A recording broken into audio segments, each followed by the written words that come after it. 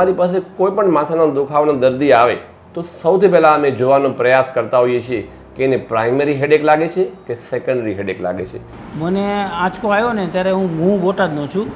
બોટાદથી મને અહીંયા લાવ્યા ગુરુ મુખાણીમાં અને મને તાત્કાલિક સારવાર આપી અને અહીંયા દવાખાને દાખલ કર્યા હતા અને ત્યાં 3 દિવસ રહ્યો તો મને બોલતો કરી દીધો સાહેબે. સર, માઇગ્રેન આ શબ્દ પણ કોમન થઈ ગયો છે, આધાશીશી આ શબ્દ, તો એ શું છે? બાળકોને મારવાથી પણ માથાનો દુખાવો વધી જતો હોય છે, જે બહુ ઓછા લોકોને ખ્યાલ હોય છે. બાળકો પર આખો દી રોગ જમાવતા હોય છે. વાય શબ્દ છે એ આપણા બહુ જ કોમન શબ્દ છે કે લાઈક કોઈ અચાનક પડી જાય છે, ખેંચ આવવા માંડે છે અને લોકો એને ચપ્પલ સૂંઘાડવા માંડે છે અને ગોબર સૂંઘાડે, આ બધું બહુ કોમન છે. આ શું છે?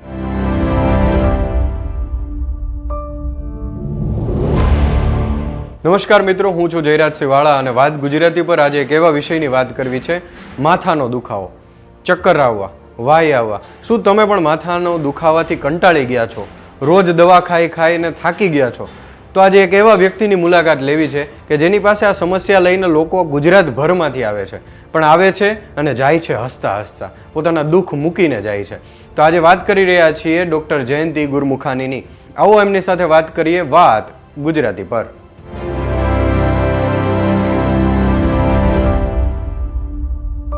સર, માથાનો દુખાવો એ લગભગ બધા લોકોનો માથાનો દુખાવો બની ગયો છે. મતલબ ઘરે ઘરે માથાના દુખાવાના પ્રશ્નો છે, લોકો પીડાઈ રહ્યા છે.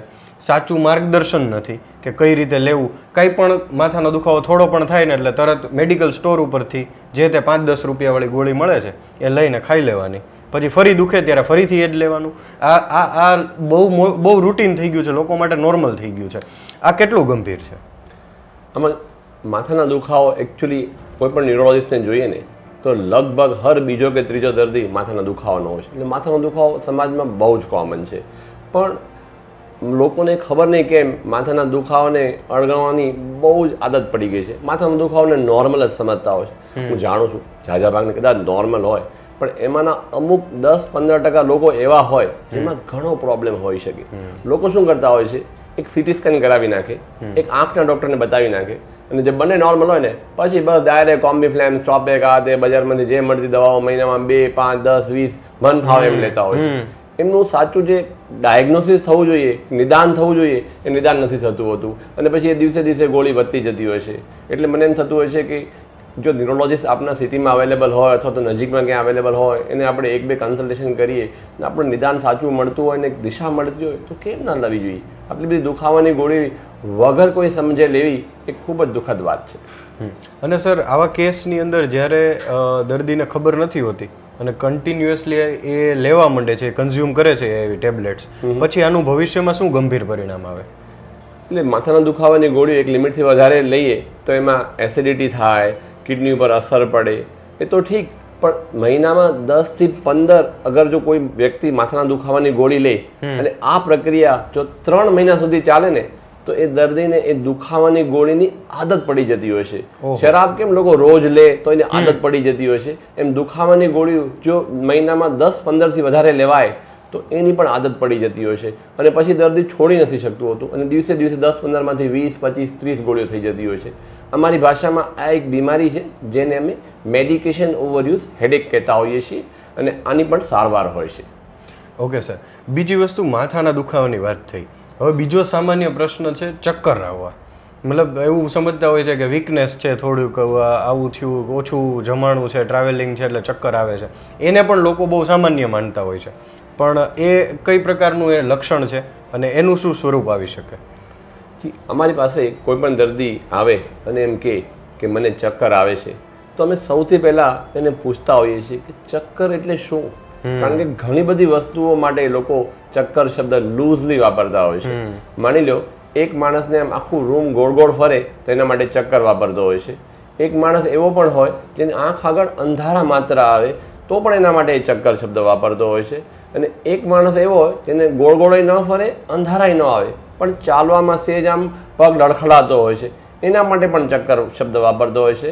અને એક માણસને તણાવ હોય, ટેન્શન હોય, માથું બળતું હોય, છાતીમાં દુખતું હોય, ખાલી ચડતી હોય શરીરમાં અને એમ સાથે નોર્મલ ચક્કર આવે, એ પણ ચક્કર શબ્દ બોલતો હોય છે. એટલે જો કોઈ ડૉક્ટર આ ચારે પ્રકારના ચક્કરથી વર્ણનથી જો અવેર ન હોય અથવા એને ખ્યાલ ન હોય કે આ ચારેય વસ્તુ જે મેં તમને કીધી એ ચારેયની જુદી જુદી દવા થતી હોય છે, ચારેયમાં જુદું જુદું નિદાન થતું હોય છે, તો પછી જો કોઈ ડૉક્ટર આ વસ્તુથી અવેર ન હોય તો અંદાજ પ્રમાણે એ ગોળ ગોળ ફરતી ચક્કરની રૂટીન દવા આપી દેતું હોય છે. એટલે અમે હંમેશા કહેતા હોઈએ છીએ દર્દીઓને, કોઈ પણ ડૉક્ટરને આપ મળો પહેલાં એને સરખી રીતે વર્ણન કરીને કહો કે તમને એક્ઝેક્ટ થાય છે શું, ગોળ ગોળ ફરે છે, અંધારા આવે છે, ચાલવામાં તકલીફ થાય છે કે જીવનમાં તણાવ છે. કારણ કે જેવું વર્ણન એના હિસાબે એનું ડૉક્ટર તમારું એનું કારણ વિચારશે ને એ પ્રમાણે તમને દવા આપશે. સર, આ સિચ્યુએશન જ્યારે ઊભી થાય ત્યારે કેવા કેવા લક્ષણો હોય તો તાત્કાલિક એક્સપર્ટ ડૉક્ટરનો સંપર્ક કરવો જોઈએ, તમારા સુધી પહોંચવું જોઈએ, કેવી કેવી સિચ્યુએશનમાં પહોંચી શકે? ચક્કરમાં અમુક દર્દીઓને ઇમરજન્સી સારવાર લેવી જોઈએ. ધારો કે કોઈ પણ દર્દીને જિંદગીમાં પહેલી વાર ચક્કર આવે અને બહુ ચક્કર આવે અને ઉલટીઓ થાય તો એના જનરલી બે કારણો હોય છે. કાં તો કાનના અંદરૂની ભાગમાં વાયરલ ઇન્ફેક્શન હોય છે જેને અમારી ભાષામાં વેસ્ટિબ્યુલાઇટિસ કહે છે, અને બીજું કારણ હોય છે લકવો, સ્ટ્રોક અથવા પેરાલિસિસ. જે દર્દીને બહુ ચક્કર અને ઉલટી સાથે મોઢું ત્રાંસું થઈ જાય, જોવામાં તકલીફ થાય, ડબલ દેખાય, હાથ પગમાં ખાલી ચડે તો હાલવામાં બહુ પકડવો પડે, અથવા એક અંગ બંધ થઈ જાય, અથવા અવાજ બદલાઈ જાય, અથવા તે ગળવામાં ઉતારવામાં તકલીફ પડે, આમાંના કોઈ પણ એક લક્ષણ પણ બતાવે, માની લો કે એ દર્દીને લકવો છે અને જો કોઈ દર્દીને લકવો હોય તો દિવસ હોય કે રાત તાત્કાલિક ડૉક્ટરને બતાવવું જોઈએ. એવી હોસ્પિટલમાં વયા જવું જોઈએ જ્યાં સીટી સ્કેન કે MRIની વ્યવસ્થા છે. કારણ કે આજકાલ લકવામાં પહેલાં 3 થી 4.5 કલાકની અંદર અમુક સ્પેશિયલ દવાઓ આપવામાં આવતી હોય છે જેને અમારી ભાષામાં થ્રોમ્બોલિસિસ કહેતા હોય છે, જેનાથી દર્દીઓને ખૂબ ફાયદો થતો હોય છે. માટે જોરદાર ચક્કર અને ઉલટીઓની સાથે જો બીજા કોઈ પણ વધારાના લક્ષણ બતાવે તો હોસ્પિટલમાં જરૂર જવું જોઈએ. એમને પણ જો જોરદાર ચક્કર અને ઉલટીઓ થાય તો પણ એને રોકવા માટે આપણે તાત્કાલિક ન્યુરોલોજિસ્ટનો સંપર્ક કરવો જોઈએ. સર, હમણાં જ હું આપના પેશન્ટ સાથે વાત કરતો હતો બહાર, એમનો મેં ઓપિનિયન લીધો, એમનો ટેસ્ટોમોનિયલ લીધો. એમને એ પ્રકારનો પેરેલિસિસ થયું કે એનું બોલવાનું બંધ થઈ ગયું. અત્યારે બોલી શકે છે, તો શું એ ત્યારે ઇમરજન્સીમાં સારવાર માટે વહેલા પહોંચી ગયા એટલા માટે આટલું સરસ રિઝલ્ટ મળ્યું છે, તમારા સુધી પહોંચ્યા, એ કઈ રીતનું એમાં હોય છે? આમાં શું હોય છે, કોઈ પણ દર્દીને લકવો થાય તો લકવાના ઘણા બધા જુદા જુદા લક્ષણો હોય છે. બ્રેનમાં સમજો કે આ ભાગમાં લોહી ઓછું ફરતું હોય એમ લકવામાં તો એનો હાથમાં તકલીફ થાય, નીચેના ભાગમાં થાય તો હાથ અને પગમાં તકલીફ થાય. એવી રીતે અમુક બોલવાની એરિયા છે, અમુક જોવાની એરિયા છે, અમુક સમજની એરિયા છે, અમુક સ્પીચની એરિયા છે. તો જે એરિયામાં ડેમેજ થાય એવા દર્દીના લક્ષણો હોય છે. તો જે દર્દીને અવાજમાં તકલીફ થાય અને હાથ પગમાં તકલીફ થાય, જેવું એ બોલે એમને ખબર પડી જાય કે આ એરિયામાં ડેમેજ છે. હવે હર મિનિટમાં લગભગ 19 લાખ મગજના સેલ્સ નાશ થતા હોય છે. એટલે લકવાના દર્દીની હરેક મિનિટ બહુ જ કિંમતી હોય છે. કોઈ પણ દર્દીને લકવો થાય એટલે તાત્કાલિક ન્યુરોલોજિસ્ટનો સંપર્ક કરવો જોઈએ.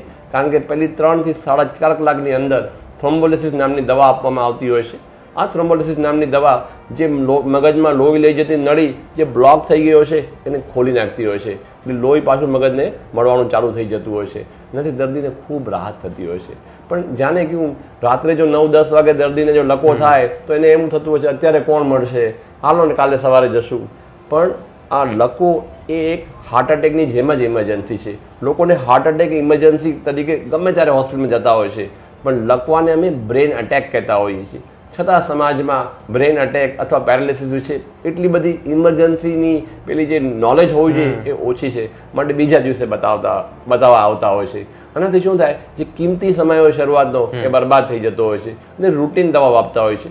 રૂટીન દવામાં પણ વાંધો નહીં, પણ અમુક દર્દીઓને થોડુંક રિઝલ્ટ ઓછું આવતું હોય છે અને મોડું આવતું હોય છે. માટે હું હંમેશા દર્દીઓને કહેતો હોઈશ કે લકવો એક ઇમરજન્સી છે, હાર્ટ એટેકની જેમ તાત્કાલિક હોસ્પિટલમાં જવું જોઈએ. અને સર, માઇગ્રેન આ શબ્દ પણ કોમન થઈ ગયો છે, આધા શીશી આ શબ્દ, તો એ શું છે એના વિશે થોડો ખ્યાલ આપો. કોઈ પણ દર્દીને વારઘડીએ માથાનો દુખાવો થાય તો ઝાઝા ભાગે આ આધા શીશી જ હોતું હોય છે. આ આધા શીશીનો દુખાવો લગભગ 4 કલાકથી લઈને 72 કલાક સુધી ચાલતો હોય છે. એનું નામ આધા શીશી છે કારણ કે લોકોને એવું માન્યતા છે કે ખાલી અડધી બાજુ અથવા એક બાજુના મગજમાં જ એની અસર થતી હોય છે. એ વાત સાચી, પણ 60% લોકોમાં. 40% લોકોને માથામાં બંને બાજુ દુખાવો થતો હોય છે, અથવા અમુક લોકોને એક બાજુ માથામાં દુખાવો થાય પછી બીજી બાજુ જતો હોય છે. અમુક લોકોને માથાનો દુખાવો આગળ થાય, વચ્ચે થાય, પાછળ થાય, અહીંયા પણ થાય, બંને આ જગ્યાએ પણ થાય. આ બધી જ જગ્યાએનો દુખાવો અમુક કલાકો સુધી થાય અને વારંવાર થાય તો એ માઇગ્રેનનો દુખાવો હોય છે. અને આ દર્દીઓને દુખાવા સાથે ઓબકા થાય, ઉલટી થાય, લાઇટ ન ગમે, અવાજ ન ગમે, આવા લક્ષણો પણ સાથે હોય છે. માટે આવા જે વારંવાર જે દુખાવાના જે દર્દીઓ હોય એને અમે માઇગ્રેનનું નિદાન કરતા હોઈએ છીએ. ડૉક્ટર ગુરુમુખાનીને ત્યાં છીએ અમે. એમની જે ટ્રીટમેન્ટ છે એના વિશે એમના જે પેશન્ટ છે એમની સાથે વાત કરવી છે. શું નામ છે તમારું ભાઈ? બળવંતસિંહ રૂપસિંહ રાણા. બળવંતભાઈ, શું તકલીફ હતી તમને? મને પેરેલિસિસની તકલીફ હતી અને બોલતો બંધ થઈ ગયો હતો એકદમ. ઓહો. અને લગભગ 1.5 વર્ષથી દવા ચાલુ છે. એટલે પેરેલિસિસ એવો થયો કે બોલી નહોતા શકતા. અત્યારે તમે મિત્રો મારી સાથે વાત કરે છે, તમે મારી વાત કરો છો. એટલે શું હતું, આખી વાત કરો તો. એટલે એમાં એવું હતું, મને આંચકો આવ્યો ને ત્યારે હું બોટાદનો છું. બોટાદથી મને અહીંયા લાવ્યા ગુરુમુખાણીમાં અને મને તાત્કાલિક સારવાર આપી અને અહીંયા દવાખાને દાખલ કર્યા હતા. અને ત્યાં 3 દિવસ રહ્યો તો મને બોલતો કરી દીધો સાહેબે. ઓહો. 3 જ દિવસમાં. અને અત્યારે હવે પેરેલિસિસમાં કાંઈ બધું નોર્મલ થઈ ગયું? એકદમ નોર્મલ છે અને એકદમ સારું છે અને મહિને દવા ચાલુ છે. અને આ છેલ્લા 1 મહિના પહેલાં દવા લીધી હતી સાહેબની. અને સાહેબે કીધું કે હા દવા લેતા રહેજો, એટલે અત્યારે હું દવા લેવા આવ્યો છું. અચ્છા. અને જે લોકોને આવું પેરેલિસિસની કે એની તકલીફ થઈ હોય તો તમે શું કહેશો, શું કરવું જોઈએ એ લોકોએ અત્યારે? એને તો જો દવાખાને આવવું જોઈએ મારા ખ્યાલ મુજબ. અને અહીંયા બહુ સારું છે અને સારું થઈ જાય છે. તો મિત્રો, આ રીતે આપણે બળવંતભાઈને મળ્યા કે જે બોલી નહોતા શકતા, એવો હેવી પેરાલિસિસ એમને થઈ ગયો હતો. પણ એ ગુરુમુખાની સરને ત્યાં આવ્યા, અત્યારે આપણે જોઈ શકો છો કે બોલી રહ્યા છે, એકદમ સ્વસ્થ છે. તો સૌરાષ્ટ્રની અંદર તમે આસપાસ ગુજરાતભરમાંથી ક્યાંયથી આ સાહેબની એક્સપર્ટાઇઝ છે તો તમે પણ એમનો સંપર્ક કરીને અહીંયા હોસ્પિટલ સુધી પહોંચી શકો છો. મિત્રો, આ બળવંતભાઈ છે, એમના પત્ની પણ છે આપણી સાથે. બેન, તમારા હસબન્ડ છે એને શું તકલીફ થઈ હતી ને કેટલા ટાઈમ પહેલાં તકલીફ થઈ હતી? વરસ થઈ ગયું અને પેરાલિસિસનો આંચકો આવી ગયો હતો. બોલી ન શકતા અને એક હાથ ખોટો પડી ગયો હતો. એમ્બ્યુલન્સમાં ભાવનગર લાવ્યા, સારું થઈ ગયું ગુરુમુખાણી. અહીંયા સાહેબને ત્યાં લાવ્યા એ પછી તમને પહેલાં તો એવું લાગ્યું હશે ને કે બોલતા બંધ થઈ ગયા, એટલે આપણે તો શ્વાસ અધ્ધર થઈ જાય? હા, બહુ સરસ થઈ ગયો અત્યારે કમ્પ્લીટ. અત્યારે સારું છે ને? તો મિત્રો, આ છે આપણા ડૉક્ટર સાહેબ ગુરુમુખાની સર છે, એમની એક્સપર્ટાઇઝ. તો તમે પણ આ હોસ્પિટલનો સંપર્ક કરી શકો છો. સ્ક્રીન ઉપર નંબર આવી રહ્યો છે ને ડિસ્ક્રિપ્શનમાં તમને તમામ ડિટેલ મળી જશે. સર, છેલ્લા 2 દાયકાથી તમે ભાવનગરની અંદર સેવા આપી રહ્યા છો, ત્યારે એક આટલા બહોળા અનુભવ છે આપનો. તો મને સામાન્ય જે પ્રશ્ન પૂછવો છે કે લોકોને એવું માનવું છે કે ન્યુરોલોજીસ્ટ પાસે જાશું તો તરત MRI કરાવી દેશે, MRIનો ખર્ચો કરાવશે, રિપોર્ટ કરાવડાવશે. તો માથાનો દુખાવો, MRI, આ શું છે આનો સંબંધ, એ થોડો સમજાવો. કોઈ પણ 100 દર્દી હું મારી ક્લિનિકમાં જોઉં તો 100માંથી 10 દર્દી એવા હોય જેમને મને ખરાબ લક્ષણ જોવા મળે. 90 દર્દી એવા હોય જેમાં મને કોઈ ખરાબ લક્ષણો જોવા નથી મળતા હોતા. તો આ 90 દર્દીને અમારી ભાષામાં પ્રાઇમરી હેડેક કહેવામાં આવે છે. કોઈ પણ ડૉક્ટર ત્યાં આ દર્દી જાય અને એમને કોઈ પણ રિપોર્ટ કરાવે, MRI હોય કે લોહી રિપોર્ટ હોય કે કમરમાંથી પાણીની તપાસ હોય કે બીજા કોઈ પણ રિપોર્ટ કરે તો નોર્મલ આવે. તો આવા 90% લોકો હોય છે. એમાંથી જોવા જઈએ ને તો 89% માઇગ્રેન હોય છે, 1% બીજા પ્રાઇમરી હેડેક્સ હોય છે. જે 10% લોકો જેમાં રિપોર્ટ્સ ખરાબ આવવાના હોય છે એને અમારી ભાષામાં સેકન્ડરી હેડેક કહીએ છીએ. આવા દર્દીઓને MRI અને બીજા બધા કમરમાંથી પાણીની તપાસ અથવા લોહી રિપોર્ટ કરાવીએ તો એમાં એક ખરાબી જોવા મળતી હોય છે. એટલે અમારી પાસે કોઈ પણ માથાનો દુખાવાનો દર્દી આવે તો સૌથી પહેલાં અમે જોવાનો પ્રયાસ કરતા હોઈએ છીએ કે એને પ્રાઇમરી હેડેક લાગે છે કે સેકન્ડરી હેડેક લાગે છે. એટલે સેકન્ડરી હેડેક લાગે તો અમે જરૂરથી રિપોર્ટ કરાવતા હોઈએ છીએ. પણ 10માંથી 9 દર્દીઓને કોઈ MRI કરાવવાની જરૂર નથી હોતી. આજે એક દર્દી હોય 10માંથી જેને MRI કરાવવાની જરૂર હોય છે, એ અમે કહેતા હોઈએ છીએ કે આ દર્દીને રેડ સિગ્નલ છે. તો આ રેડ સિગ્નલ અમને જ્યારે જોવા મળે ત્યારે જ અમે એને MRI કરાવતા હોઈએ છીએ. તો આ રેડ સિગ્નલ કયા છે? નંબર 1, જો કોઈ દર્દી આવીને કે મને પહેલી જ વાર અને બહુ જોરદાર માથું દુખે છે, 1 કલાકથી માથું ફાટી જશે એવું કે તો અમે એને MRI કરાવતા હોઈએ છીએ. કોઈ પણ દર્દીને માથાનો જોરદાર દુખાવો થાય, એની જોડે તાવ આવે અને ગરદનમાં પણ બહુ દુખાવો થાય તો એને MRI કરાવતા હોઈએ છીએ. 50થી વધારે ઉંમરવાળા દર્દીને પહેલી વાર જો માથાના દુખાવાની શરૂઆત થાય તો અમે એનું MRI કરાવતા હોઈએ છીએ. કોઈ પણ દર્દીને કેન્સર હોય અથવા HIV હોય એવા દર્દીને જો માથાનો દુખાવો થાય તો અમે MRI કરાવતા હોઈએ છીએ.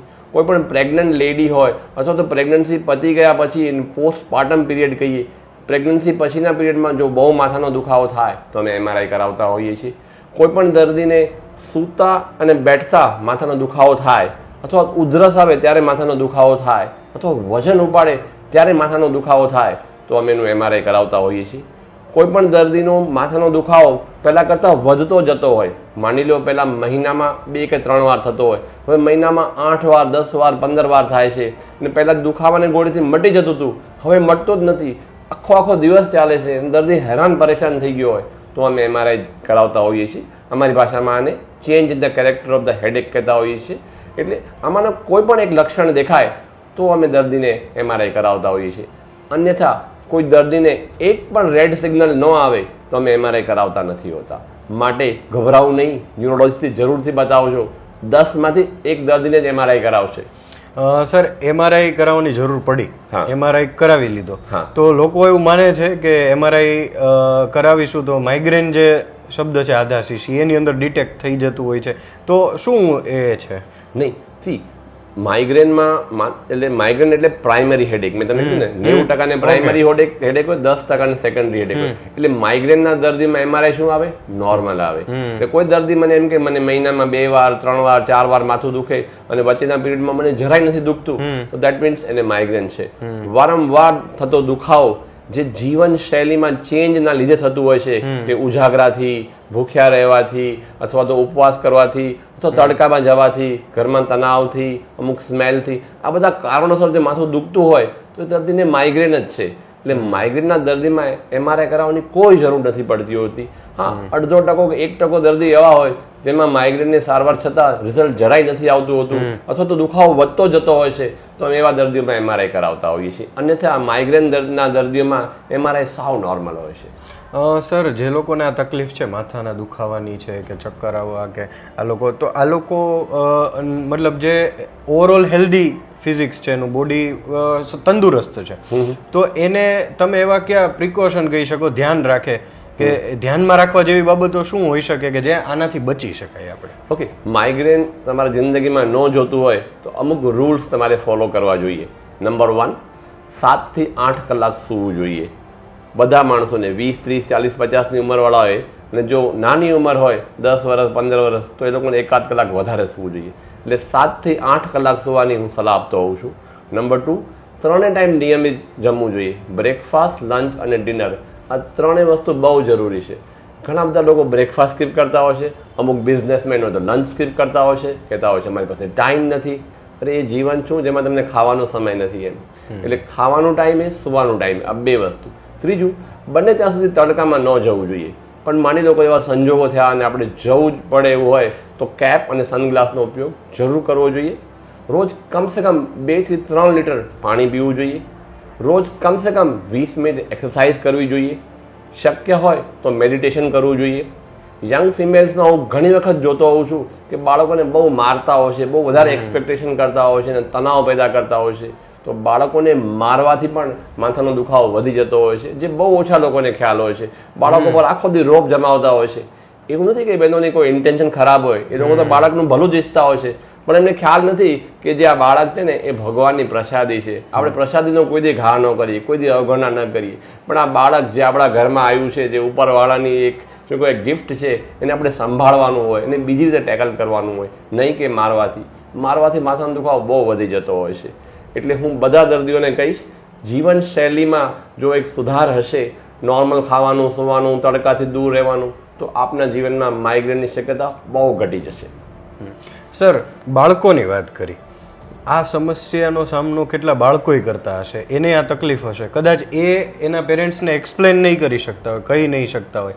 અધરવાઇઝ ઘણી જગ્યાએ એવું પણ સાંભળ્યું હોય કે બાળક એમ મમ્મી પપ્પાને કહે કે મને માથું દુખે છે, તો એવો પણ જવાબ બાળકને આપી દે કે તું તો નાનો છે, તને શું માથું દુખે. તો આ શું છે, બાળકોને કઈ રીતે થાય ને એ કેટલું ગંભીર હોઈ શકે?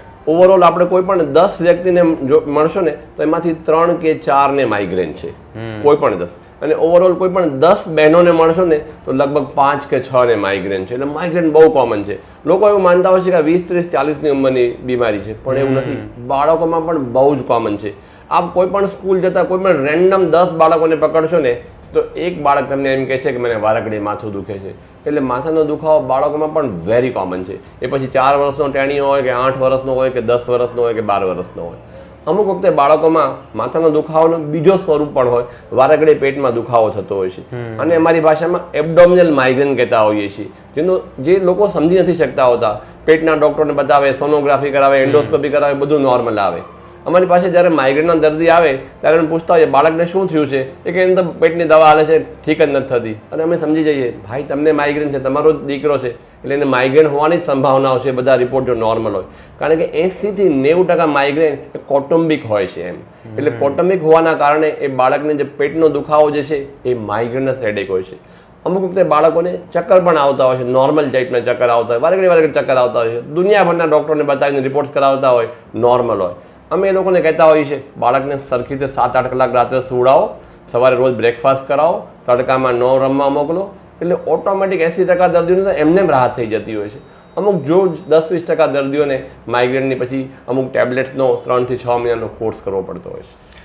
મિત્રો, આ આખી એક નવી જ વાત અને બહુ જ ફેક્ટ જાણવા મળ્યું આપણને કે તમે તમારા બાળકને જે કમ્પ્લેન છે ને થોડી ગંભીરતાથી લ્યો. એવું લાગે તો તમે કોઈ ન્યુરોલોજિસ્ટને બતાવી શકો છો, કન્સલ્ટ કરી શકો છો. અને સરને મળવું હોય તો એમની બધી ડિટેલ સ્ક્રીન ઉપર તમને એમનો અપોઇન્ટમેન્ટ માટેનો નંબર પણ મળી જશે, અને ડિસ્ક્રિપ્શનની અંદર તમામ એનું એડ્રેસથી લઈને બધી ડિટેલ પણ મળી જશે. સર, એ વાત કરવી છે વાય શબ્દ છે એ આપણા બહુ જ કોમન શબ્દ છે કે લાઈક કોઈ અચાનક પડી જાય છે, ખેંચ આવવા માંડે છે, અને લોકો એને ચપ્પલ સૂંઘાડવા માંડે છે, અને ગોબર સૂંઘાડે, આ બધું બહુ કોમન છે. આ શું છે સર? એકચ્યુઅલી કોઈ પણ દર્દી ટેમ્પરરી બેભાન થઈ જાય 5-15 મિનિટ માટે, તો અમારી પાસે જ્યારે લઈને આવતા હોય છે તમે અમે જોવાનો પ્રયાસ કરતા હોઈએ છીએ કે એને વાય છે કે વાય નથી. કારણ કે અમુક વખતે ટેમ્પરરી બ્લડ પ્રેશર ઘટી જવાના લીધે પણ લોકો બેભાન થઈ જતા હોય છે. માની લો એ નથી અને ખરેખર વાય છે, તો વાયમાં શું થતું હોય છે, મગજના અમુક કોષો વધુ પડતા કામ કરતા હોય છે. એ વધુ પડતો કામ કરવાના લીધે, એ ઇલેક્ટ્રિક તરંગોના લીધે શરીરમાં ઝાટકા આવતા હોય છે, મોઢામાં ફીણ આવી જતી હોય છે, આંખો ઉપર ચડી જતી હોય છે, દર્દી બેભાન થઈ જતો હોય છે, ક્યારેક કપડામાં પેશાબ થઈ જતો હોય છે, અને ક્યારેક જીભ પણ કતરાઈ જતી હોય છે. 2 થી 5 મિનિટ આ હાલતી પ્રક્રિયા પછી દર્દી થોડુંક સૂઈ જતું હોય છે, અને 15 મિનિટ અડધા કલાકમાં એ પાછું ભાનમાં આવી જતું હોય છે. અને પછી અમુક દર્દીઓને શરીરમાં દુખાવો થાય અથવા અમુક દર્દીઓને માથામાં દુખાવો થતો હોય છે. આને અમારી ભાષામાં જનરલાઇઝ ટોનિક ક્લોનિક સીઝર્સ અથવા તો જનરલાઇઝ એપિલેપ્સી કહેતા હોઈએ છીએ. અને આ એક વેરી કોમન વસ્તુ છે. ભારતભરમાં જોઈએ ને આપણે તો લગભગ 1% લોકોને વાયની બીમારી છે. એટલે લગભગ આપણે જોઈએ તો 1,30,00,000 અથવા 1,40,00,000 લોકોને આ વાયની બીમારી છે. પણ સમહાવ લોકોની સમજ આ બીમારી વિશે બહુ જ ઓછી છે. એટલે ઘણા બધા દર્દીઓ વાય હોય તેમ છતાં ન્યુરોલોજિસ્ટનો કન્સલ્ટ નથી કરતા. અને આ જ્યારે સર વાય આવે, આવું કંઈક સિચ્યુએશન આપણી આસપાસ બને છે, કદાચ ક્યાંક એક બસ સ્ટોપ ઉપર કોઈ ઊભું છે અને કોઈને અચાનક આવે, અને ત્યારે આસપાસના ઊભેલા લોકોને ખબર નથી પડતી શું કરવું જોઈએ, શું રિએક્ટ કરવું જોઈએ, ત્યારે શું કરવું? હા, સો કોઈ પણ દર્દીને તમારી સામે વાય આવે તો સૌથી પહેલાં એ દર્દીને જો તમારી સામે પડવું થતું હોય તો એને પડવામાં રોકો. રાઈટ? જો પડી જ ગયું હોય તો તમે એને જસ્ટ જઈને એક પડખાભર કરી નાખો, એને ડાબા અથવા જમણા બાજુ પડખાભર. એનું માથું ન ભટકાય એટલે માથાની નીચે કોઈ એવું જેકેટ કે કંઈ જો કંઈ વસ્તુ મળી જાય એને મૂકવાની, નરમ વસ્તુ અથવા તો પીલો કંઈ, તો એ મૂકી દેવું જોઈએ. પ્લસ એની આંખોને જરા પણ દબાવવી ન જોઈએ. એની મોઢામાં ઝાગ આવતી હોય તો ખાલી થોડોક રૂમાલથી સાફ કરી દેવી જોઈએ. કોઈ ચમચી ના નાખવી જોઈએ, કોઈ રૂમાલ ના નાખવું જોઈએ, કોઈ આંગળી ના નાખવી જોઈએ. લોકોને એવો ડર હોય છે કે આવું થાય ત્યારે જીભ કતરાઈ જશે, પણ એવું નથી. જે દર્દીને જીભ કતરાવાની હોય એને પહેલી સેકન્ડમાં જીભ કતરાઈ જતી હોય છે. એટલે બાય ધ ટાઈમ તમે દર્દીને જુઓ કે એને વાઈ આવે છે ત્યાં તો જીભ કતરાઈ ગઈ હોય, અને જેની નથી કતરાની પહેલી સેકન્ડમાં એની પછી ક્યારેય કતરાતી નથી. પણ લોકોની આ ગેરમાન્યતા છે કે આ નાખવી જ પડશે ચમચી કે આંગળી તો જ આપણે બચાવ કરશું, એ ખોટું છે. અમુક લોકો ડુંગળી અથવા જૂતો સંગાળતા હોય છે, એ જૂના જમાનામાં ગામડાઓમાં આવું કરતા હતા. હું માનું છું ત્યાં સુધી હવે આ મોડર્ન જમાનામાં કદાચ નહીં કરતા હોય, અને જો કરતા હો તો એને બંધ કરી દેજો, એનાથી કોઈ ફાયદો નથી થતો. અને જે દર્દીને ઝાટકા બહુ આવતા હોય છે, અમુક લોકો એને ઝાટકાને રોકવાનો પ્રયાસ કરતા હોય છે. હું કહું છું એને પણ કાંઈ કરવાની જરૂર નથી હોતી. જે લોકો બહુ આમ દબાવીને રોકતા હોય ને, તો જ્યારે દર્દી ભાનમાં આવે ને શરીરમાં બહુ દુખતો હોય, કારણ બધાએ દબી દીધો હોય, એવું ન કરવું જોઈએ. રાઈટ? એટલે જેટલું ઝટકતો ઝટકવા દેવાનું, આંખો ઉપર ચડે એને કંઈ દબાવવાનું નહીં, મોઢામાં જાગા થોડું સાફ કરી દેવાનું, કોઈ ચમચી નહીં, કોઈ નાકમાં શું કહે જૂતા કે સિંગાળવાનું કે ડોંગળી એવું કાંઈ ન કરવું જોઈએ. 2 થી 5 મિનિટ થાય એટલે ઓટોમેટિક આ ઝાટકા બંધ થઈ જશે. તમારે 2 વસ્તુ જોવાની જ હોય દર્દીમાં. એક તો તમે પલ્સ જુઓ બરોબર છે કે નહીં, શ્વાસ બરોબર લે છે કે નહીં, અને કોઈ જગ્યાએ ભટકાય નહીં એનું ખાસ ધ્યાન રાખવું જોઈએ. થોડુંક ઉપરનું બટન જેલું કંઈ ચશ્મા કાઢી નાખવા જોઈએ, કોઈ એક નોર્મલ ધ્યાન રાખવાનું. 2-5 મિનિટમાં બંધ જ થઈ જશે. પણ માની લો 5 મિનિટ થઈ ગઈ અને ઝાટકા બંધ નહીં થયા, તો એનો મતલબ એમ થયો કે આ દર્દીને ઇન્જેક્શન રૂપી દવા જોશે, એટલે આ દર્દીને તાત્કાલિક હોસ્પિટલમાં લઈ જવું જોઈએ.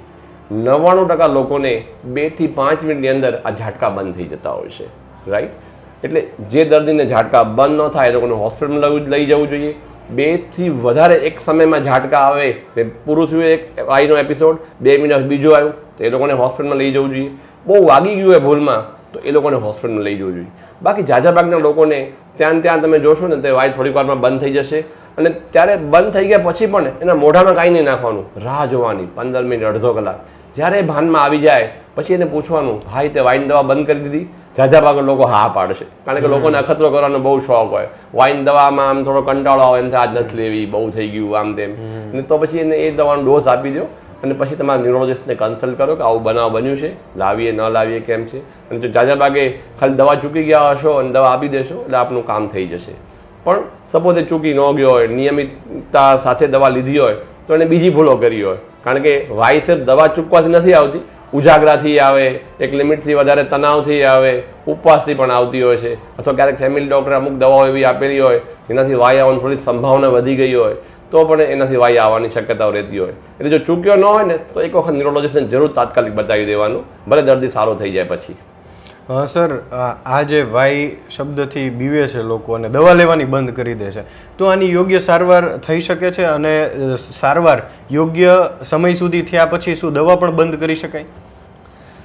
જો હું મારી ક્લિનિકમાં 100 દર્દી વાઈના જોઉં તો લગભગ 60 થી 70% દર્દી એવા હોય જેને વાઈનની દવા 2 કે 3 વર્ષ લીધા પછી દવા બંધ થઈ જતી હોય છે. પણ 30 થી 40% દર્દી એવા હોય જેમને લાંબો સમય દવા લેવાની હોય છે. એ 30 થી 40% દર્દીઓ જેને લાંબો સમય દવા લેવાની હોય એમાંથી અડધા તો એવા હોય કે જો દવા લે એટલે એકદમ બંધ, એક પણ આ આંચકી ન આવે. અને અમુક એવા હોય જેને દવા લીધા છતાં મહિનામાં એકાદ નોર્મલ, કદાચ 2 મહિને એકાદ નોર્મલ આવી જાય. 10% દર્દી એવા હોય જેમાં ગમે એટલી દવા આપો કાંઈ ફરક નથી પડતો હોતો, એ લોકો ડૉક્ટર ફેરવતા હોય છે. આવા દર્દીઓને, એવા અમુક જે 10% દર્દીઓ જેને વાઈ કંટ્રોલમાં ન રહે, એને મહિનામાં 3, 4, 5, 6 આંચકીઓ આવ્યા જ કરે, તો એવા દર્દીઓને બ્રેનની સર્જરી કરાવવાની અમે સલાહ આપતા હોઈએ છીએ. ડરો નહીં, હું બહુ જૂજ લોકોની વાત કરું છું, તમારી વાત નથી કરતો. ઝાઝા ભાગના લોકોને સર્જરીની જરૂર નથી પડતી હોતી, પણ એવા અમુક ડિફિકલ્ટ કેસીસ હોય એમાં જરૂર પડતી હોય છે. પણ સારી વાત એ છે કે જે લોકો બ્રેનની સર્જરી કરાવતા હોય ને એમાંથી 80 થી 90% લોકોને બહુ જ સરસ રિઝલ્ટ આવતું હોય છે, અને ઘરના ખરેખર ખુશ થઈ જતા હોય છે કે આટલું બધું ઝેલ્યું અને હવે અમારા સુખના દિવસો ચાલુ થયા. તો મિત્રો, વાત ગુજરાતીના માધ્યમથી એક પ્રયાસ હતો તમારા સુધી વાત પહોંચાડવાનો. તો તમારે પણ આવી કોઈ સમસ્યા છે, તમે મૂંઝવણમાં છો કે કંઈ ખ્યાલ નથી આવતો કે શું કરવું, મને માઇગ્રેન છે કે વાઈ આવે છે, આંચકી આવે છે, અધરવાઇઝ પેરાલિસિસનો તમને એટેક આવ્યો છે અને તમને એમ લાગે છે કે કંઈ શું કરશું અમે, તો ભાવનગરની અંદર ડૉક્ટર ગુરુમુખાની સર છે, એ 2 દાયકાથી આ સેવા આપી રહ્યા છે. તો તમે એમના સુધી પહોંચી શકો છો, એમને પણ કન્સલ્ટ કરી શકો છો. તો એમના કોન્ટેક્ટ માટેના નંબર સ્ક્રીન ઉપર આવી રહ્યા છે, અને બાકીની તમામ ડિટેલ તમને ડિસ્ક્રિપ્શનની અંદર મળી જશે. તો ફરી મળીશું કંઈક નવી વાત સાથે, નવા વિચાર સાથે, નવા વ્યક્તિત્વ સાથે. વાત ગુજરાતી પર.